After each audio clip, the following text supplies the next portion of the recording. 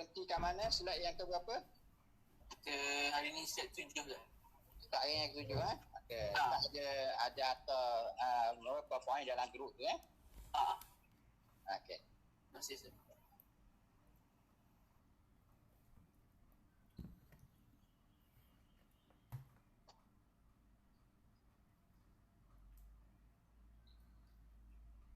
Bismillahirrahmanirrahim. Alhamdulillahi rabbil alamin wassalatu wassalamu ala asyrafil anbiya'i wal mursalin wa ala alihi wa sahbihi ajma'in. Asyhadu an la ilaha illallah wahdahu la syarika lah. Asyhadu anna Muhammadan 'abduhu wa rasuluh.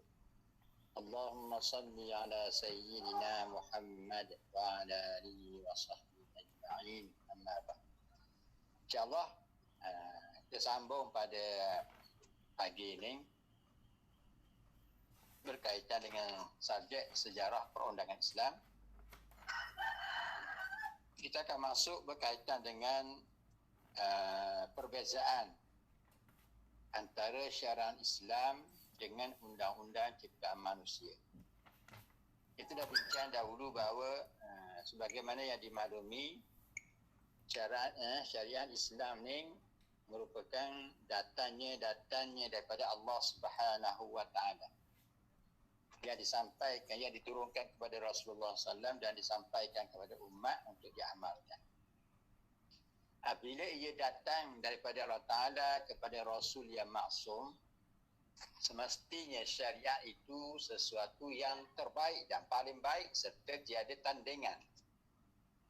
Sekarang kita melihat dalam dunia kita ada beberapa kategori undang-undang yang dicipta oleh manusia.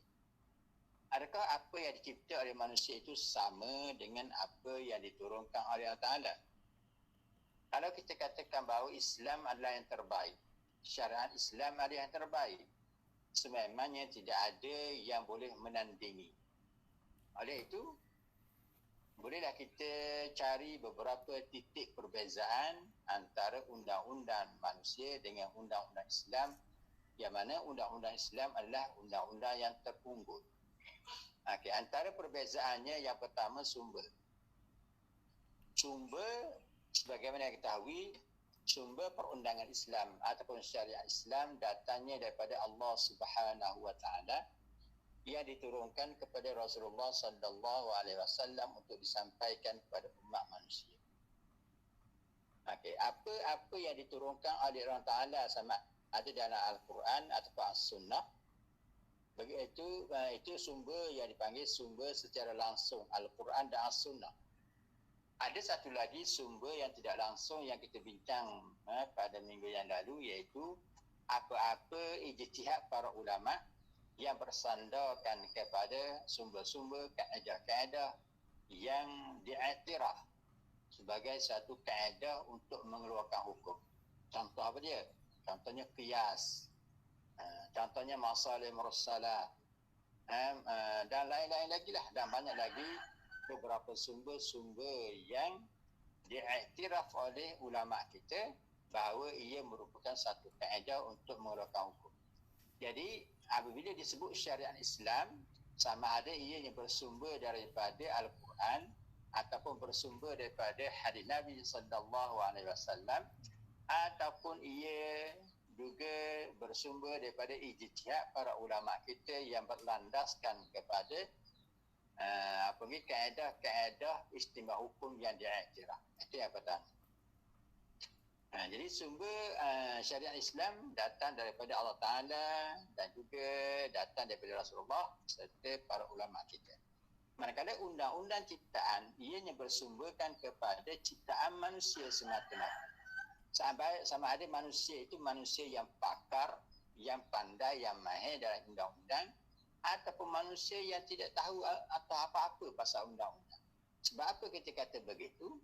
Sebab undang-undang ciptaan manusia ianya diluluskan di peringkat parlimen. Sebab Malaysia kita ni parlimen yang meluluskan undang-undang. Dalam parlimen macam-macam ragam manusia dan macam-macam kelulusan yang ada. Ada orang yang ahli parlimen ni lulusan akademik dia sekadar SPM saja, ataupun mungkin lebih rendah daripada SPM, ataupun mungkin SPM dia tak lulus pun ataupun tak tinggi mana pun, tapi oleh kerana dia terlibat dalam politik, memegang beberapa jawatan dalam parti, terus dilantik sebagai ahli parlimen, dan rakyat mengundi dia dan memangkah dia menyebabkan dia jadi ahli parlimen. Okey, ada ahli parlimen yang taraf akademik, taraf pemikiran yang rendah, dan ada tahap pemikiran ahli parlimen yang tinggi.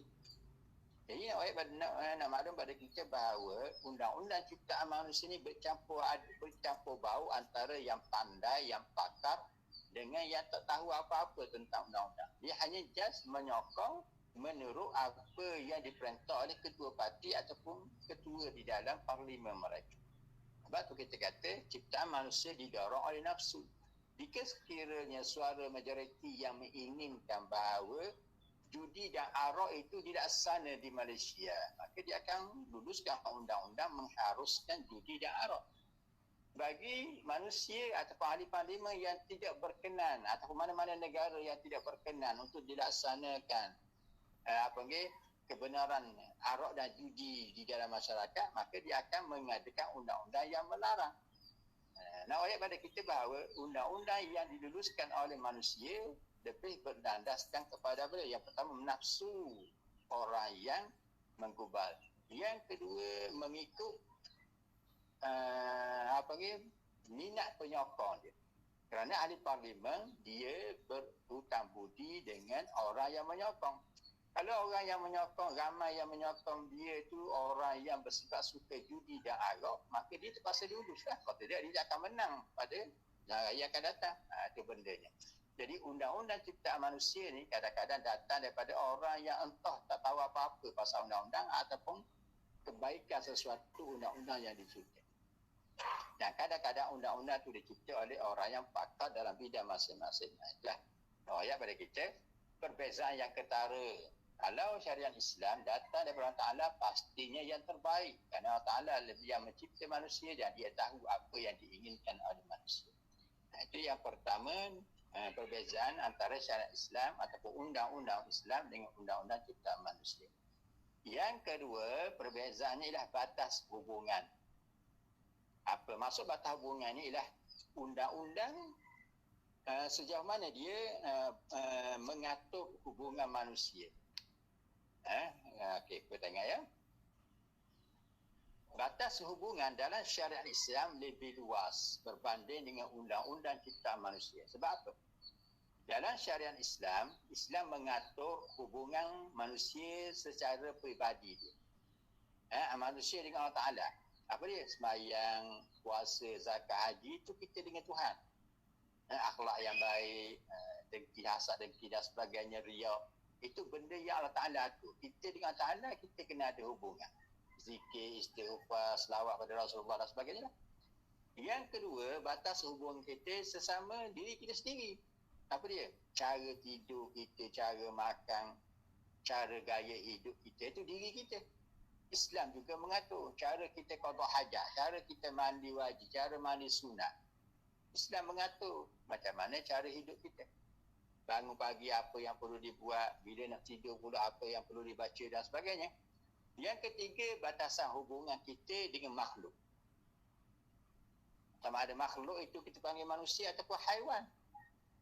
Dan tidak boleh kita menzalimi manusia, tidak boleh kita mengambil hak orang secara zalim, tidak boleh menindas, menzalimi dan sebagainya.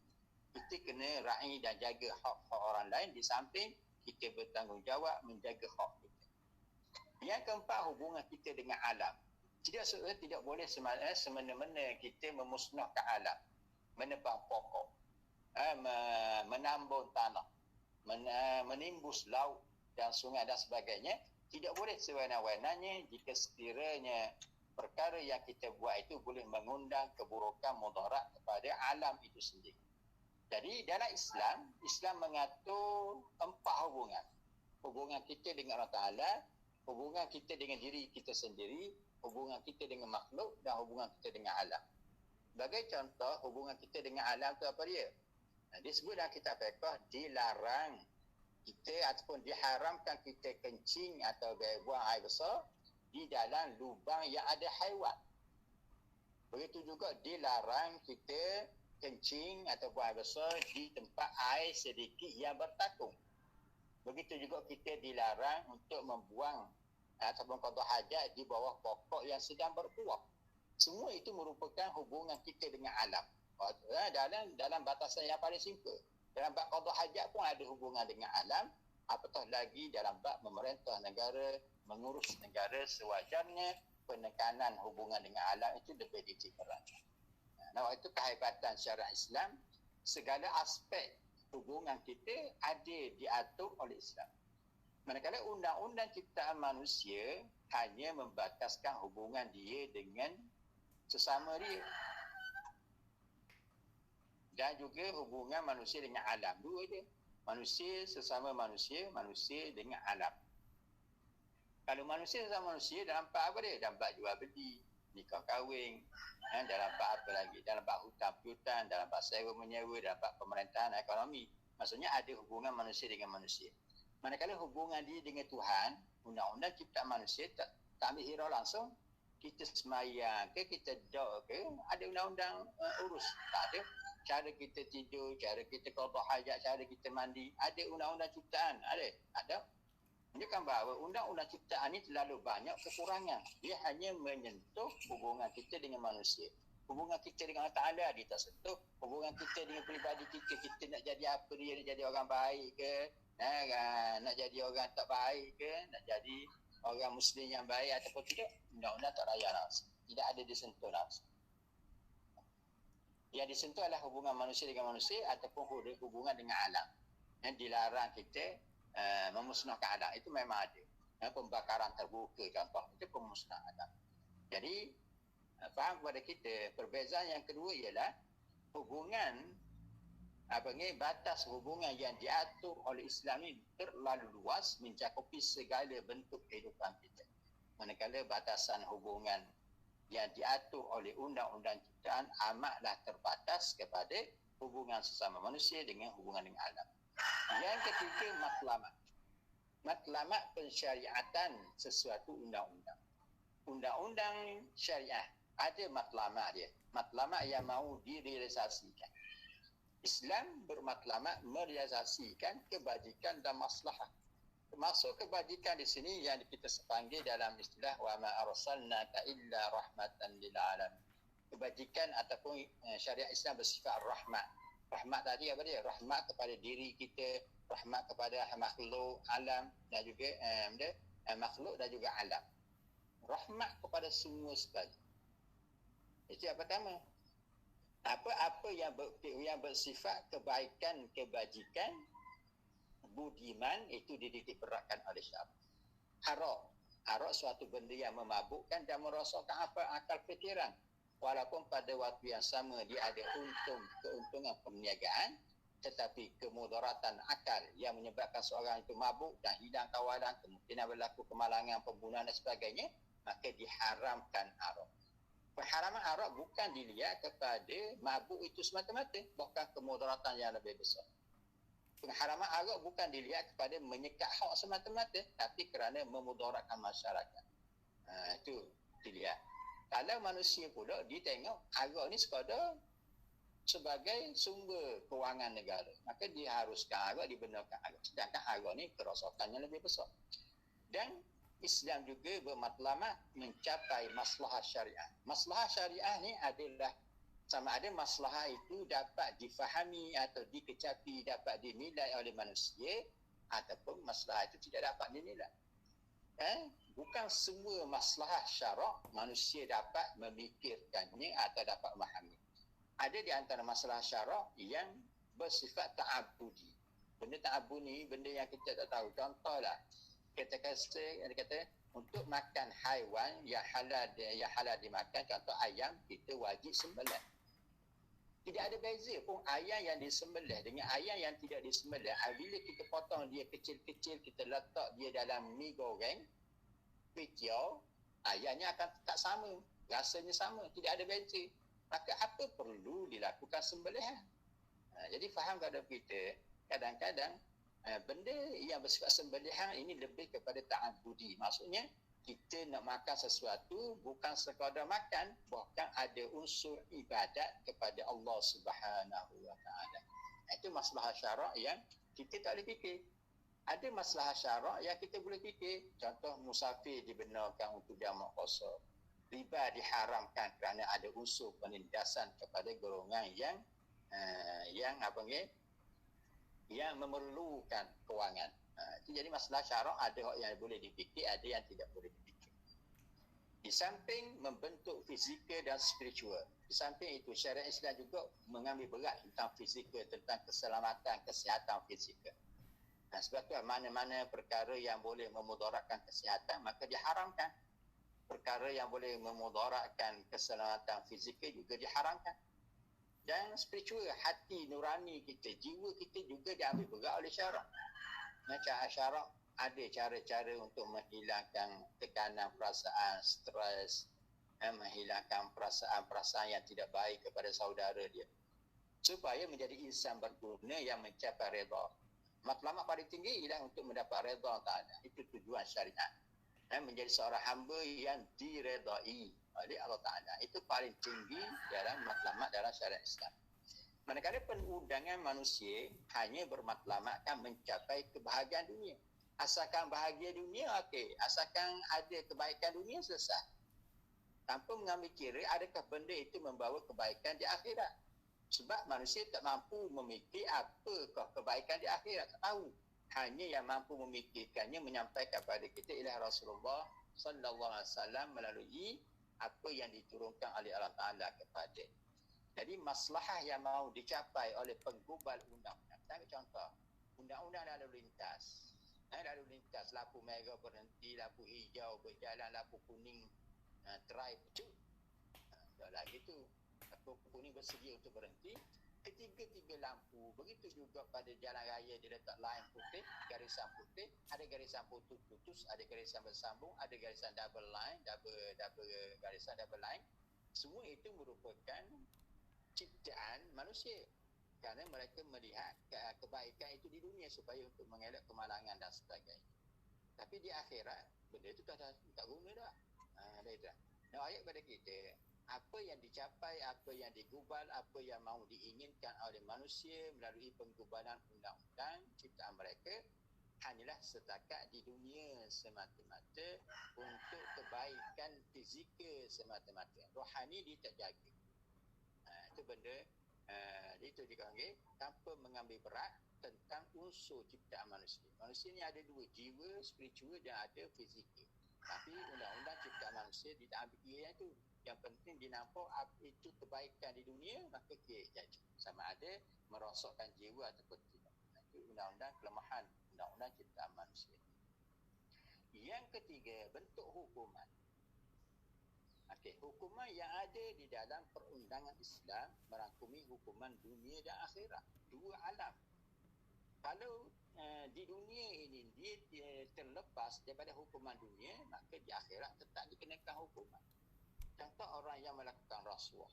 Kalau dia boleh sembunyi rasuah dia, maka dia terlepas daripada hukuman dunia. Penjara ke denda dilepas. Tapi dosa tak lagi tetap dosa. Di akhirat kelak dihumban dalam neraka. Dia akan menunjukkan pada kita bahawa undang-undang ciptaan, undang-undang yang diturunkan oleh Allah Ta'ala, dia nak jaga kita ni dari sudut dunia dan juga nak jaga kita sampai ke akhirat. Di samping itu, undang-undang ciptaan manusia, hukuman yang ada di dalam undang-undang ciptaan Allah Ta'ala, hukumannya bersifat mendidik. Mendidik supaya pesalah dan masyarakat tidak akan mengulangi atau melakukan perkara yang sama. Dan contoh mencuri dipotong tangan. Kalau disabit kesalahan dia, maka mencuri potong tangan. Bila pencuri itu, seorang pencuri dipotong tangan, tangan dia tak ada. Maka bila tangan tak ada itu, dia akan beri kesan yang besar dalam kehidupan dia, tidak akan mengulangi lagi. Dan masyarakat yang melihat kecacatan yang ada pada pencuri, menggerungkan dia. Menggerungkan dia, tidak akan mengulangi balik. Tidak akan mengulang melakukan apa yang telah dilakukan oleh pencuri. Itu kerasnya di dalam Islam kesalahan dia. Oleh hukuman kepada pesalah. Kerana kita mahu menghukum pesalah, bukan mahu menyelamatkan dia. Di samping kita hukum, ada unsur mendidik masyarakat. Tapi jangan kita faham, bila dipotong tangan pencuri, maka dia kena cari nafas dia. Kerajaan juga bertanggungjawab memastikan orang yang telah dikenakan hukuman, dia adalah bersih daripada kesalahan dan hidup dia dalam masyarakat macam orang biasa. Perlu diberi peluang untuk dia bekerja di mana-mana jawatan kerajaan atau mana-mana bidang. Berbeza dengan undang-undang ciptaan manusia, apabila pesalah itu dimasukkan penjara, maka dia direkodkan dengan rekod merah. Dan bila keluar daripada penjara, dia untuk mendapat kerja agak sukar kerana dia sudah disenarai hitam oleh kerajaan sebagai pesalah. Kekal pesalah sampai mati. Nak dapat kerja kerajaan memang tak boleh. Sedangkan Islam, orang yang mencuri tadi masih ada peluang untuk dia bekerja dengan kerajaan, tak ada masalah. Sebab kesalahan dia sudah kita hukum. Apa dia? Dipotong tangan. Yang undang-undang ciptaan manusia ni, bila dia di penjara 10 tahun, keluar daripada penjara, rekod dia sebagai ahli penjara masih ada. Dan dia masih lagi berada dalam perhatian polis umpamanya. Dan bila dia nak minta kerja mana-mana dengan jabatan sama ada kerajaan atau swasta, agak sukar kerana rekodnya sebagai penjenayah itu. Itu undang-undang ciptaan manusia. Sampai mati rekod tu ada. Tapi Allah Ta'ala, bila dah undang-undang Allah Ta'ala, bila sudah dipotong tangan, maka dia hapus dosa. Dia macam orang bersih. Itu beza. Maka kita kata, hukuman yang ada di dalam perundangan Islam bersifat apa dia? Dunia dan akhirat, serta mendidik pesalah dan menggerukan masyarakat. Hukuman yang ada dalam perundangan ciptaan manusia hanya fikir apa dia? Hukuman fizikal. Penjara habis. Lepas tu terpulang lah. Dan cari kerja apa tidak dihirau oleh undang-undang ciptaan manusia. Itu menunjukkan kepada kita kurangnya undang-undang ciptaan manusia dan terbaiknya hukuman yang ada di dalam undang-undang Allah Subhanahu Wa Taala. Yang seterusnya batasan pelaksanaan, geografi, batasan negara dan sebagainya. Undang-undang Islam meliputi seluruh dunia atau seluruh alam. Contoh, orang yang tidak berpuasa di Malaysia, hukuman dia haram, akan dikenakan hukuman di akhirat kelak. Sama sahaja orang yang Muslim yang tidak berpuasa di mana-mana negara, di Thailand, di Singapura, di Myanmar, di di Turki, di Amerika dan sebagainya, mana-mana Muslim tanpa mengira di mana dia berada, bila tidak melaksanakan satu hukum syarak, tidak berpuasa contoh, maka dia dikenakan dosa. Dan dosa itu hukuman dia di akhirat. Okay. Untuk dilaksanakan undang-undang Islam dalam dunia kita sekarang agak sukar sebab kerana negara dibataskan dengan geografi. Okey. Manakala undang-undang ciptaan manusia, kalau dibuat salah di Malaysia, tidak semestinya salah di negara luar. Hukuman yang ada di Malaysia tak sama dengan hukuman yang ada di negara lain. Saya ambil contoh. Pesalah dadah, hukuman di Malaysia adalah gantung sampai mati. Tapi di negara barat antaranya Australia, hukuman pesalah dadah tidak dikenakan hukuman gantung. Beza. Memiliki senjata api. Di Malaysia, memiliki senjata api adalah jenayah yang boleh dikenakan hukuman bunuh. Manakala di negara barat, memiliki senjata api boleh tidak dikenakan hukuman bunuh. Mungkin itu bersalah kalau tanpa lesen. Tapi tidaklah dikenakan hukuman bunuh. Di Malaysia, dikenakan hukuman bunuh. Jadi, suatu hukuman yang berbeza. Dalam Islam, hukumannya sama. Mana-mana yang mencuri, asalkan dia itu Muslim dan cukup bukti, dikenakan hukuman potong tangan. Sama ada undang-undang Islam itu di Malaysia atau undang-undang Islam itu di Amerika ataupun di Palestin atau di Arab Saudi, pukul sama potong tangan. Tak ada beza. Tapi undang-undang ciptaan manusia berubah-ubah mengikut negeri dan mengikut tempat. Itu menunjukkan kepada kita berbeza-beza itu pun sudah menunjukkan kepada kita kekurangan undang-undang ciptaan manusia. Dan undang-undang ciptaan manusia ini pula hanya terbatas di tempat di mana digubal.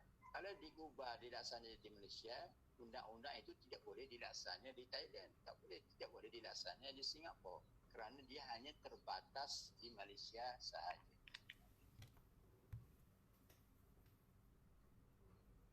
Pematuhan terhadap undang-undang. Pematuhan dan ketundukan terhadap undang-undang Islam adalah berasaskan akidah dan keimanan kepercayaan. Kita patuh kepada ibadat puasa. Orang tak tahu kita puasa ke tak. Tak nampak kita makan. Tapi kita sanggup berlapar sepanjang siang hari kerana patuh dan tunduk kepada Ta'ala. Kita semayang subuh, bangun semayang subuh, kemudian semayang zuhur, asar, maghrib, isyak, semayang 5 kali sehari. Orang tak layak pun kita semayang. Tapi kita sembahyang juga sebab apa? Kerana tunduk patuh kepada Allah Ta'ala. Kita tak minum arak, tidak berzina, itu semua adalah keimanan kita dan kepercayaan kita bahawa kita ada kehidupan di akhirat. Manakala undang-undang ciptaan manusia, kita patuh undang-undang ciptaan manusia sebab apa? Takut pada hukuman. Sebagai contoh, kita bawa kereta di jalan raya. Kadang-kadang kita bercu laju, tiba-tiba nampak ada kon yang warna merah tu di jalan raya. Ditulis kon ni nama polis. Kita segera memperlahankan kereta. Ataupun nampak pondok polis di tepi jalan, terus kita perlahan. Sedangkan polis tak ada pun, hanya pondok sahaja. Bukan bahawa kita takut kepada undang-undang kerana hukuman. Tak pasal-pasal pecut laju kena bayar RM300, RM400, RM500 dan sebagainya. Jadi kita bimbang kepada hukuman. Kita kemas di musim COVID, kemas. Sebab apa? Sebab bimbang kena saman. Bukan takut orang Ta'ala pun, bukan kita percaya pada undang-undang tu. Ya, kerajaan memaksa kita, kita pun buatlah. Dan sudut keimanan kita tidak beriman pun. Anda kata kan? Nak menunjukkan kepada kita bahawa kita tunduk patuh pada undang-undang Islam kerana kita percaya, kerana keimanan dan kita percaya dengan Islam itu yang mana Allah Ta'ala yang merupakan pencipta kita. Manakala pematuhan kepada undang-undang ciptaan manusia hanya berasas kepada takut kepada hukuman. Okay. Sekian, terima kasih.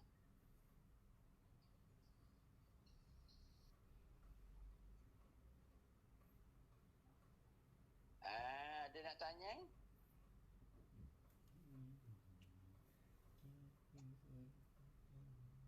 Adik Nuruddin ada? Adik?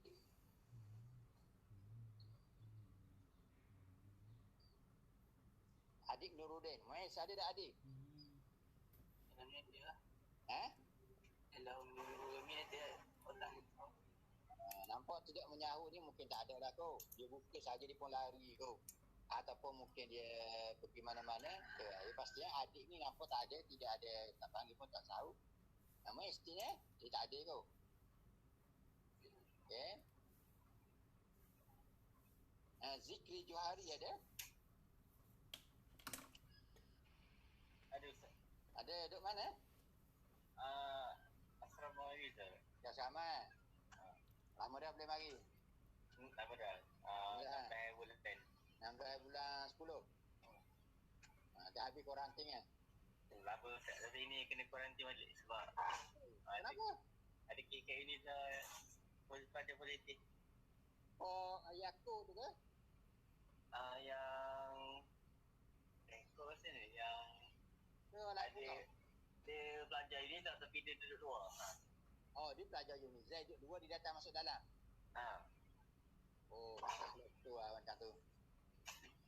Nah, pelajar Uniza yang duduk asal mana memang suci bersih dah tau. Mungkin Ustaz. Nah, suci bersih, tiba-tiba orang luar datang buat kacau Nah, patutnya hukuman dia apa dia, adik, Azikri? Macam mana kita bagi hukuman kepada yang pembawa ni? Yang ganggu ketenteraman pelajar dalam ni? Rejam. Amel, ganas sangat Amel, gerejam terus. Kuarantin dia Ustaz. Kuarantinkan dia selama 2 minggu. Kuarantin dia. Lepas tu dia nanti dia keluar, dia bawa pula. Kuarantin lagi. Jadi, dia tak selesai masalah juga. Kalau di kuarantin tu macam mana? Nabi nak beri pandangan macam mana Nabi? Siang pelajar, siang zikri kita terpaksa di kuarantin. Kerana ada pembawa virus. Kalau kita tahu, kita tangkap dia, kita pukul biar lumak terus Tu mana? Bau puas hati tau. Sebab dia kita yang susah Dia sekarang zikri masih lagi di kuarantin ke? Ya Ustaz. Oh, siap. Tapi best juga di kuarantin kan? Orang hantar makanan percuma. Tak agak Ustaz. Makanan boleh KKT, cuma bungkus. Boleh kita tu kena bungkus. Jadi tak kuarantin sepenuh lah. Tak sepenuh, tapi petang tak boleh nak main sangat. Kalau yang indoor tutup, yang outdoor je boleh main. Ya. Main dalam bilik je lah. Ya, Ustaz. Main dalam bilik dengan kawan-kawan tak nak macam mana itulah Zeti kat mana sekarang?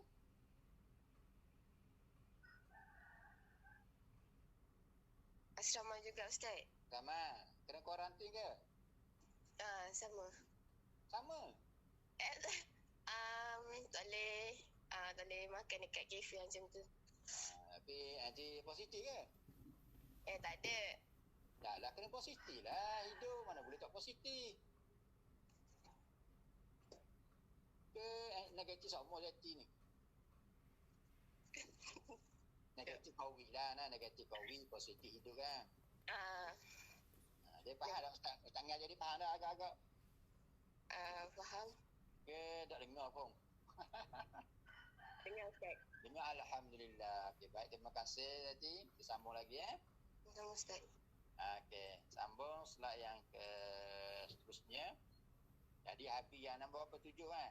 Sekarang kita pergi pada yang 8. Okey, yang ke-8, ciri-ciri keunggulan syariat Islam. Bila kita sudah bandingkan bahawa syariat Islam dibanding dengan undang-undang ciptaan manusia, maka undang-undang Allah Ta'ala memang yang terhebat. Bila yang terhebat, mesti dia ada ciri-ciri kehebatan dia. Tuan, tidak bolehlah kita kata, saya pelajar UNIZA, pelajar ITEC memang terhebat. Dan ciri hebat tu macam mana? Ciri hebat saya di kuarantin. Bukan hebat tu. Itu masalah. Hebat saya apa dia? Dapat dapat menguasai 3 bahasa. Bahasa Melayu, bahasa Inggeris dan bahasa Arab. Di samping teknologi maklumat. Orang tahu hebat tu kan? Itu panggil kehebatan ITEC yang tidak ada pada orang lain. Itu tahu. Ada ni. Kalau kita kata ITEC hebat sebab apa? Sebab dia boleh menguasai bahasa Melayu. Dah bahasa lain dia tak pandai. Tak hebatlah tu sebab sama dengan orang lain. Jadi ciri-ciri keunggulan syariat Islam ada banyak. Antaranya apa dia? Yang pertama, Rabbaniyah. Rabbaniyah maksudnya undang-undang itu memang datang sekatu-katu daripada Allah Ta'ala. Itu Rabban. Didispohkan syariat Islam ini kepada ciptaan Allah Ta'ala. Yang kedua, ianya bersifat insaniyah. Undang-undang ciptaan Allah Ta'ala, syariat Allah Ta'ala mengambil berat dan mengambil kira cakna tentang keinsanan, kewujudan manusia dan juga ciptaan manusia yang ada fizikal dan rohani. Yang kita bincang tadi, undang-undang Islam merangkumi kehidupan manusia dan mengiktiraf keinsanan ataupun sifat kemanusiaan yang ada pada diri manusia. Jadi pengiktirafan itu dalam bentuk ada beberapa perkara yang diterapkan, sama ada berkaitan dengan akidah, syariat ataupun tasawuf, itu disebut akan dibincang nantilah. Yang ketiga, syariat Islam ini dia ni syumul, merangkumi semua aspek kehidupan yang kita bincang tadi, daripada sehalus-halus perkara yang berkaitan dengan kehidupan kita sehinggalah sebesar-besar perkara. Semua Islam atur satu persatu, tujuannya untuk kita menjadi orang yang terbaik dan diredai oleh Allah. Yang seterusnya, al-wasatiyah. Syariat Islam ni dia ni bersifat sederhana dan bersifat di tengah-tengah. Wasatah ni berada di pertengahan, berada dalam tawazun, timbangan yang serata. Maksudnya tidak mengambil berat bab dunia saja, tidak ambil berat akhirat saja. Akhirat dunia kedua-dua dia ambil kira, begitu juga manusia dia ambil kira, fizikal dia, rohani dia. Dalam bentuk ibadat pun juga ada unsur tawazun, tidak bersifat membeban dan tidak bersifat lekeh. Lekeh pun tidak, membeban pun tidak, cuai pun tidak, melampau pun tidak. Itu dalam Islam ada tawazun. Dalam bab mutu aurat ada batasan yang dibenarkan, ada batasan yang dilarang. Dalam makan minum ada yang halal, ada yang haram. Jadi tawazun. Tidaklah semua halal, tidaklah semua haram. Haiwan ada yang haram, ada yang halal. Tengok kepada mudarat ataupun tidak. Itu panggil dalam Islam dia bersifat wasatiyah. Jadi empat. Yang kelima, waqi'iyah. Syariat Islam bersifat waqi'i. Maksud waqi'i ini ialah mengambil kira realiti kehidupan manusia dan juga perkara semasa yang menimpa manusia. Itu wakilnya. Wakil manusia, realiti kehidupan manusia dia ambil kira. Menunjukkan bahawa Islam dia relevan. Zaman Rasulullah realitinya begini. Maka syariat diolah begini. Zaman sahabat realiti kehidupan sudah berubah. Tapi syariat masih tetap boleh dipakai sebab dia relevan, dia bersifat anjal. Jadi begitulah sampai di akhir zaman Islam tetap utuh dan relevan. Sebab apa? Sebab dia mengambil kira realiti kehidupan masyarakat yang berkembang. Yang seterusnya jelas dan wuduh. Undang-undang Islam ni jelas, tidak ada sesuatu yang kekaburan, tidak ada sesuatu yang bersifat khurafat, mengaruh. Dia tidak ada, jelas dalilnya, jelas dalam bab beramal, jelas dalam bab akidah, jelas semua sekali. Boleh dicari, boleh dirojok, boleh dicari panduan. Bukanlah suatu benda yang terawang-awangan ataupun benda yang hanya bersifat awangan ataupun idea dalam kepala ataupun ahli falsafah. Tapi dia ada di dalam Al-Quran yang ditulis, yang dibaca, ada dalam hadis yang ditulis dan dibaca. Dan yang terakhir, gabungan antara sabat dan anjal. Syariat Islam adalah gabungan antara yang sabat. Sabatnya apa dia? Prinsip-prinsip asas. Prinsip-prinsip asas sifatnya adalah sabat, tidak boleh diubah. Contoh sembahyang 5 kali sehari, itu tetap. Sejak zaman Rasulullah sampai kiamat tak boleh ubah. Kita nak buat 6 tak boleh, nak buat 4 tak boleh. Tetap 5 kali sehari. Tapi dari sudut pelaksanaan dia bersifat anjal. Kadang-kadang zuhur kita buat 4 rakaat, kadang-kadang zuhur kita buat 2. Sebab apa? 2 ketika mana kita musafir ataupun ketika mana kita berada dalam kesusahan, kesulitan. Maka dia fleksibel anjal. Tapi dalam suasana kita berada di rumah, di kampung, tidak pergi, tidak musafir, maka dia tetap jadi 4. Di kampung kita, dia bersifat anjal. Ada waktu kita buat gini, ada waktu kita buat gini. Kerana Islam meraih kemampuan manusia. Itu dipanggil anjal. Jadi kehebatan syariat Islam tertupu pada 7 perkara. Yang pertama, Rabbaniyah. Dia itu datang daripada Allah Ta'ala, semestinya dia sesuatu yang terbaik. Kemudian Insaniyah, mengambil kira kejadian dan ciptaan manusia serta pengiktirafan kemuliaan manusia, tidak bersifat merosakkan maruah dan nilai kemanusiaan. Yang ketiga, Syumul, iaitu merangkumi segala aspek kehidupan kita tanpa ada pengecualian. Yang keempat, Wasatiyah atau tawazun, dia bersifat seimbang, tidak melampau dan tidak cuai, tidak membebankan dan tidak bersifat latih. Sederhana, semuanya sederhana, berada di tengah-tengah. Dalam apa-apa ibadat, dalam apa-apa muamalat dan segala prinsip kehidupan kita adalah bersifat wasatiyah.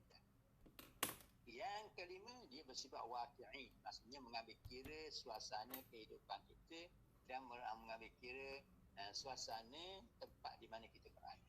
Kehidupan kita dia ambil kira, bentuk fizikal tu badan kita dia ambil kira, tempat di mana kita hidup dia ambil kira, masa zaman juga dia ambil kira. Yang keenam, jelas ataupun jelas, maksudnya jelas dari sudut nas dan dalil, boleh dilihat, boleh dikaji, boleh dipahami.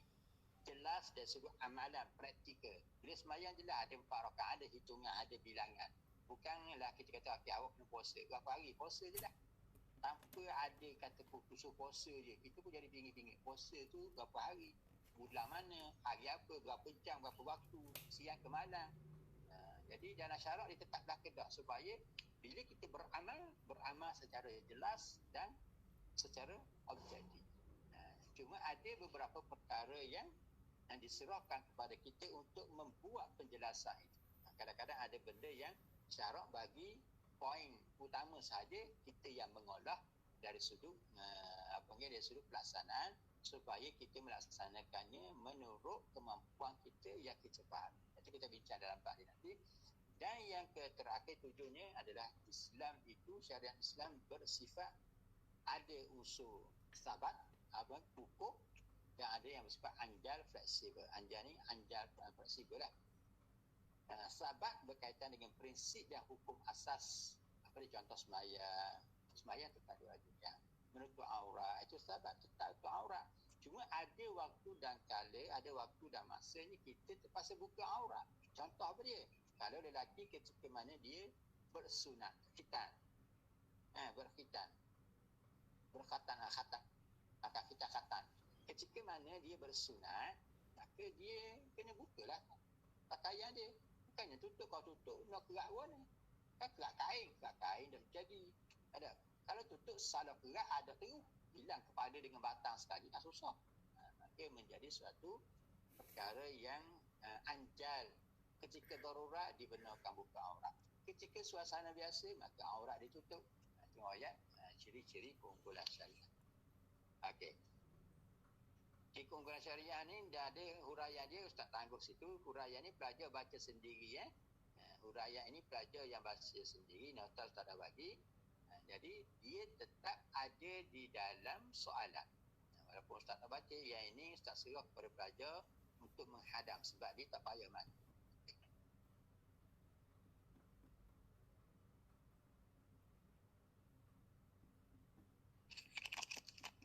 Okay, kemudian kita sambung lagi.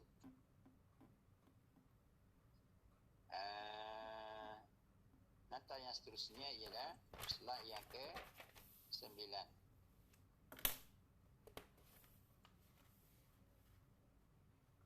Nampak slide dia? Nampak tak? Okey, baik.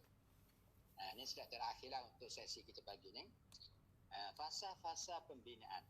Ini kita akan masuk intipati kepada subjek kita, fasa-fasa. Okey. Tempoh-tempoh ataupun zaman-zaman di mana perundangan Islam melalui proses-proses perkembangan. Dia ada fasa, ada masa-masa, ada episod dia. Okey, fasa pertama kita pergi itu fasa pertama itu dipanggil zaman Rasulullah sallallahu alaihi wasallam. Zaman Rasulullah dikenali sebagai zaman penubuhan dan pembentukan perundangan Islam. Zaman baru nak tubuh. Ataupun kita kata nisbah kalau dalam analogi ni ialah Rasulullah ni ibarat penanam. Rasulullah dah tanam benih dan benih tu dah keluar pokok. Dan kita pun dah kenal ni pokok apa? Pokok rambutan, pokok durian dan sebagainya.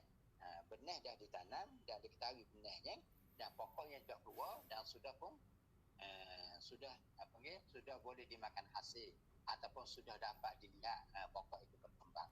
Itu zaman pembentukan. Jadi zaman ini bermula daripada kebangkitan Rasulullah SAW sebagai Rasul, putusan sebagai Rasul ketika umur 40 tahun sehingga Rasulullah SAW wafat ketika pada 10 Hijrah, iaitu ketika berumur 63 tahun. Jadi tempoh perundangan di zaman Rasulullah selama 23 tahun.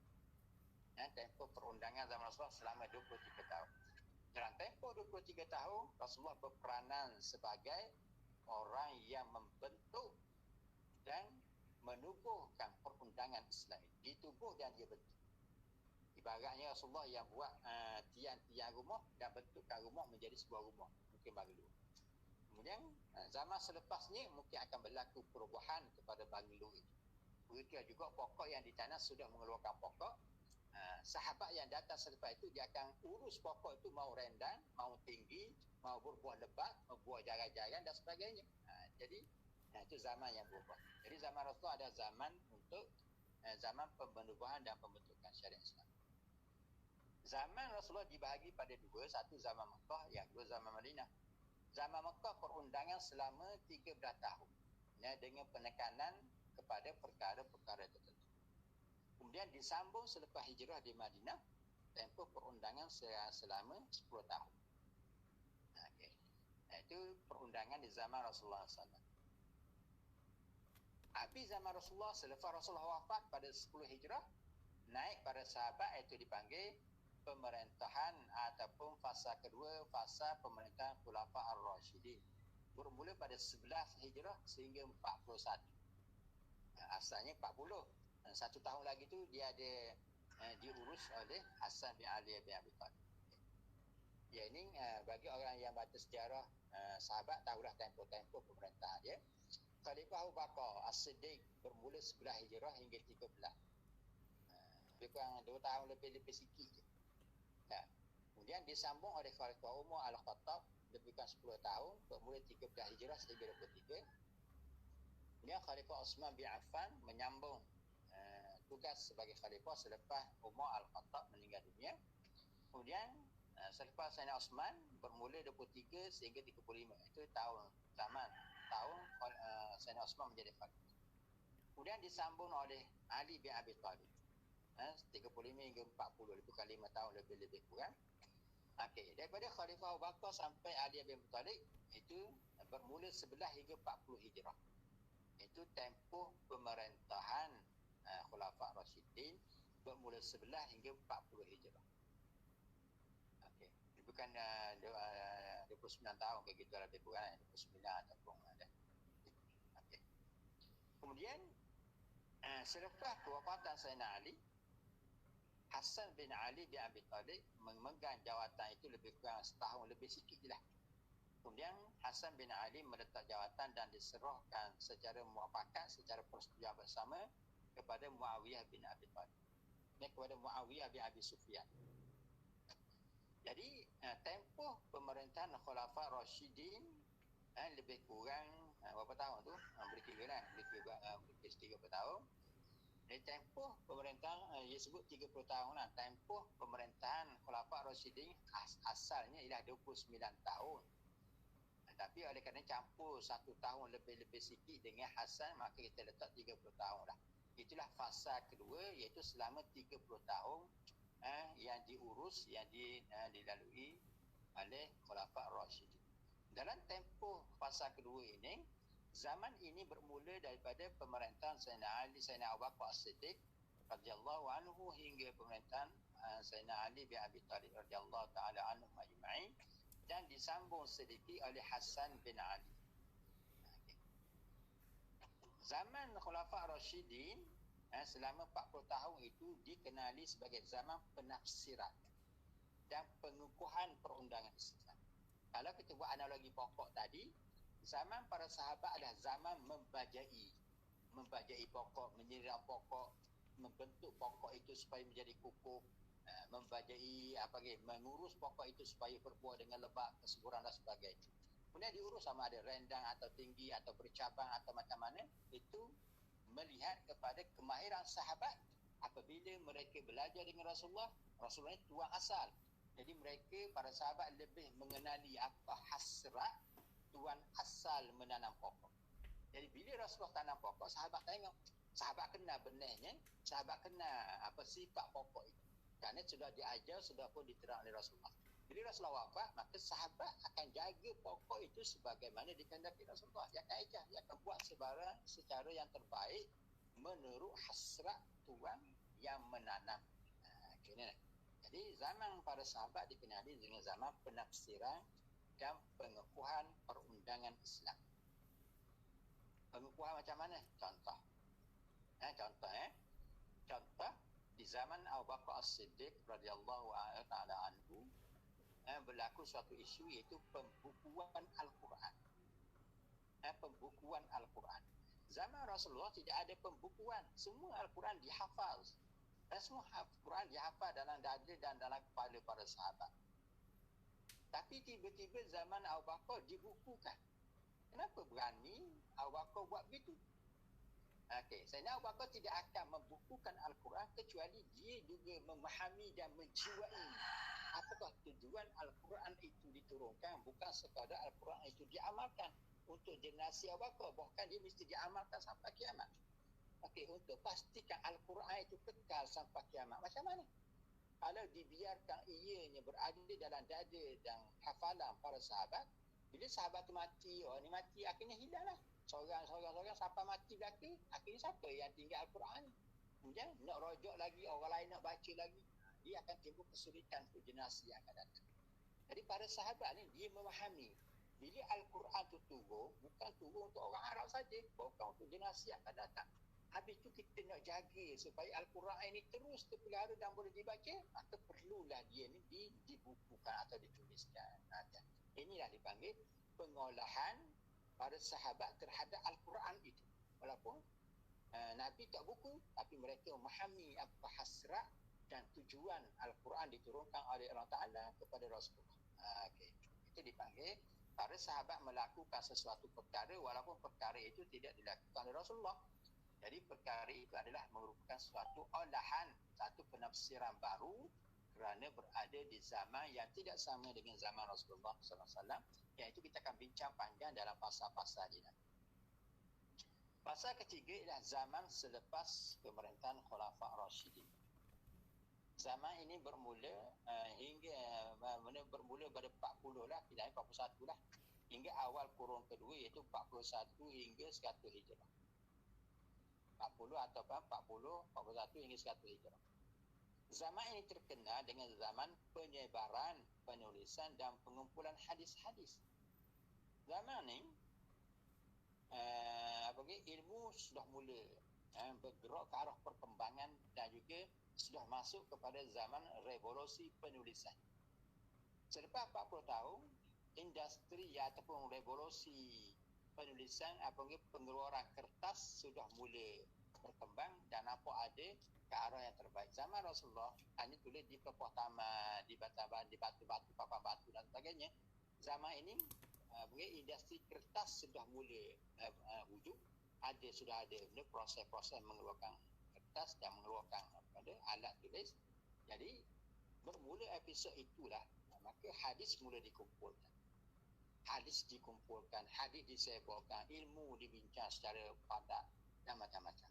Bukan sekadar hadis, maka begitulah juga dengan ilmu-ilmu yang berkaitan dengan Al-Quran, ilmu yang berkaitan dengan tapi di sini kita bawa kepada hadis dulu. Masa ni Imam Bukhari tak ada lagi, Imam Muslim tak ada lagi. Cuma di zaman ini, zaman Bani Umayyah yang mula mempelopori gerakan untuk menulis hadis dan mengumpul hadis. Sebab apa? Sebab melihat hadis ni bertebaran di rata-rata tempat. Jadi bila bertebaran di dalam dada-dada para sahabat, jadi untuk mendapati semula hadis tu agak sukar. Kalau sekadar hafal boleh dah. Sahabat ni hafal ratusan ribu hadis, para ulama hafal hadis ribu-ribu. Lalu apabila hadis ini mula bertebaran di dunia Islam, maka para ulama dan juga khalifah mengambil inisiatif untuk himpun semula hadis supaya tidak bolehlah dia itu bertebangan rata itu sehingga tidak dapat dikenal pasti. Fasa ini, fasa yang ketiga di zaman zaman Bani Umayyah, iaitu selepas Rasulullah, selepas Khulafa' Rashidin, selepas Hasan bin Ali letak jawatan, lalu Muawiyah mengambil jawatan itu. Muawiyah adalah tokoh yang pertama yang mengurus pemerintahan negara berasaskan keluarga, iaitu dipanggil Bani Umayyah. Jadi Muawiyah bin Abi Sufyan ini tokoh yang mewarnai atau tokoh yang tersohor dalam tempoh pemerintahan Bani Umayyah 40 tahun hingga sekarang. Okey. Kemudian Abdul Malik bin Marwan juga merupakan keluarga daripada Muawiyah. Jadi Abdul Malik selama 21 tahun. Kemudian Abu Ja'far Umar bin Abdul Aziz. Tiga tokoh ni, kenapa kita sebut? Kerana tokoh ni adalah tokoh yang amat banyak pengaruh dia dalam membentuk perundangan Islam, dalam mewarnai ataupun zaman mereka lah berlakunya proses perubahan pembentukan perundangan Islam secara yang agak ketara. Muawiyah terkenal dengan seorang sahabat. Muawiyah itu sahabat dan penulis wahyu. Abdul Malik bin Marwan asalnya seorang yang alim. Bila dia memegang jawatan sebagai khalifah, mula berubah dirinya daripada seorang alim kepada ahli politik yang ketara, yang banyaklah sejarah yang kita akan bincang kemudian. Umar bin Abdul Aziz yang dikenali sebagai cici Sayyidina Umar, antara individu yang mempelopori gerakan penulisan hadis. Bahkan beliaulah yang mencadangkan dan menggesa para ulama supaya hadis-hadis ini dikumpul, dan usaha itu ditunjukkan oleh beliau sendiri, sehingga beliau sendiri yang menulis hadis dan menghimpun hadis sehingga dikenali sebagai Musnad Umar bin Abdul Aziz. Tiga individu mempelopori, mewarnai ataupun tokoh yang paling berpengaruh. dalam pemerintahan Bani Umayyah bukan 3 tokoh ni saja, khalifah ramai, ada hampir 12, 13 begitulah. Tapi kita ambil 3 orang saja kerana inilah yang tokoh-tokoh yang paling terkenal. Zaman ini dipelopori oleh sahabat Rasulullah SAW yang terkemudian dan sebahagian besar para tabi'in yang agung. Zaman 40 hingga 100, sebahagian besar sahabat-sahabat hebat-hebat dah meninggal dulu, sebahagian besar. Tinggalnya sahabat-sahabat yang terkemudian, sahabat-sahabat kecil yang kita panggil, tokoh-tokoh yang tidak sehebat Khulafaur Rasyidin. Zaman ini bermula daripada pemerintahan Muawiyah bin Abi Sufyan tahun 41 Hijrah hingga awal kurun kedua Hijrah. Zaman ini sudah ada tanda-tanda kelemahan, bibit-bibit kelemahan umat Islam, bibit-bibit perpecahan itu sudah muncul. Sebab apa? Sebab kita akan bincang sejarah yang akan berlaku di akhir pemerintahan Sayyidina Osman dan juga Sayyidina Ali, dan terus wujudnya golongan-golongan tertentu. Dan di zaman Muawiyah ni, umat Islam dah ada bibit-bibit perpecahan. Walaupun Islam masih kuat, ulama masih ramai, tapi bibit perpecahan itu sudah ada. Kita akan bincang dalam fasa ini. Dan fasa keempat iaitu zaman kecemerlangan dan kegemilangan ilmu serta kemunculan ulama dan para mujtahid agung.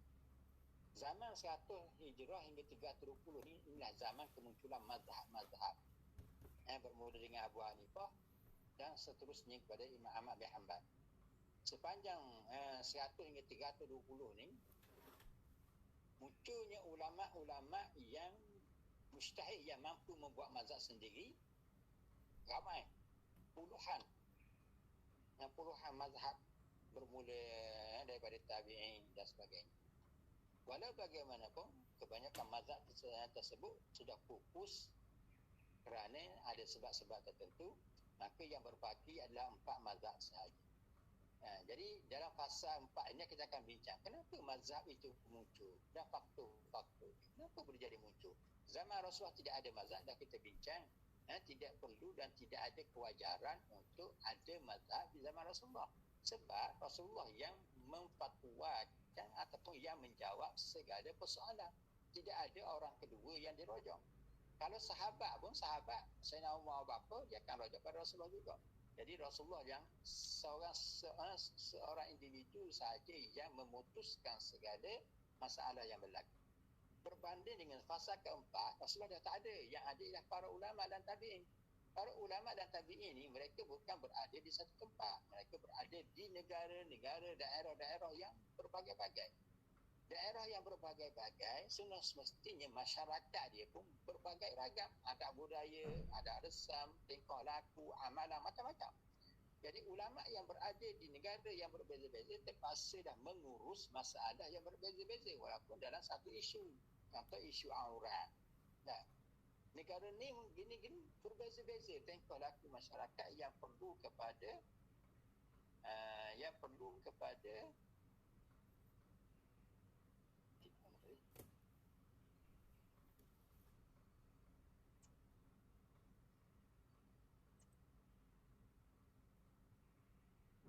apa tak?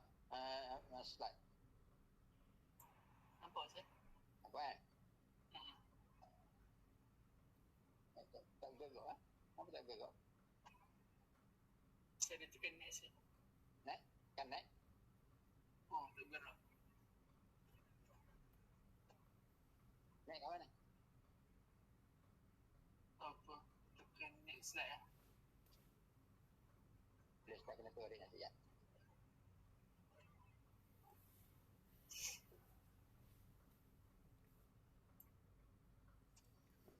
Okey, boleh.